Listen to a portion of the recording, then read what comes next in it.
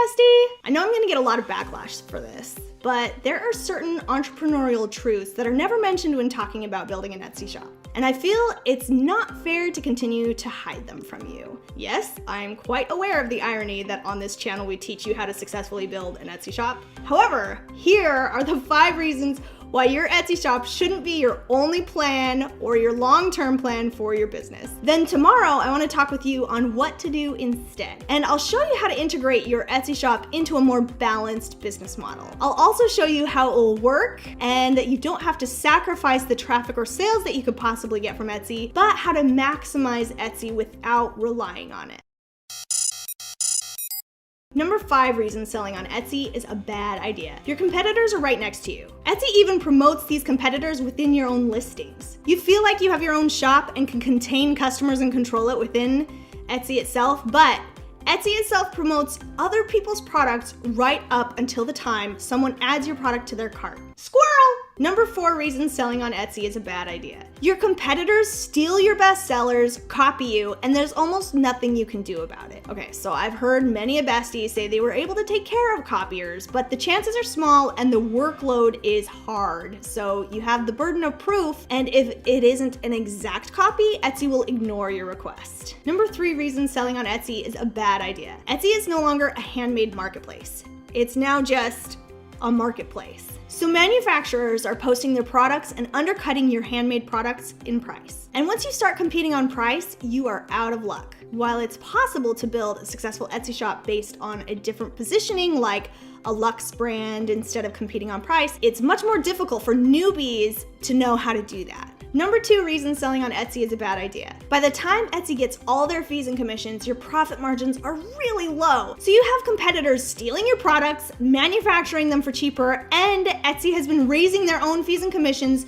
so it's harder and harder to make money on Etsy. The number 1 reason selling on Etsy is a bad idea, and this one nobody talks about, but it's the main reason why I tell people not to build their entire business empire on Etsy. The other reasons, let's be honest, you can still work around those things. You can bust it real hard and make a living on Etsy, right? Even with those other things. But this one is the reason that you can't get around. And that is that Etsy shops are non-transferable. What does that mean? Let's say you build up a 6-figure Etsy business and you want to sell it. Can't. It's against Etsy's policies. Many have tried, but those who have gone into the account after purchasing and changed the payment info are found to be locked out of the account and they can't get their money back from the business sale. While you might think, well, I'll never want to sell my business, you'd be surprised. And if you build your business the right way, a 6-figure business, it's possible to sell that for $300,000 to $500,000 if you build it right. All of your hard work in building your business is wasted. When one day you're so tired or you're just ready to retire or do something new, and it happens to most business owners within a 10 to 20 year period, you're gonna want an exit strategy. Etsy prevents that exit strategy. Now, I can feel the hate comments. You're wrong, Renee!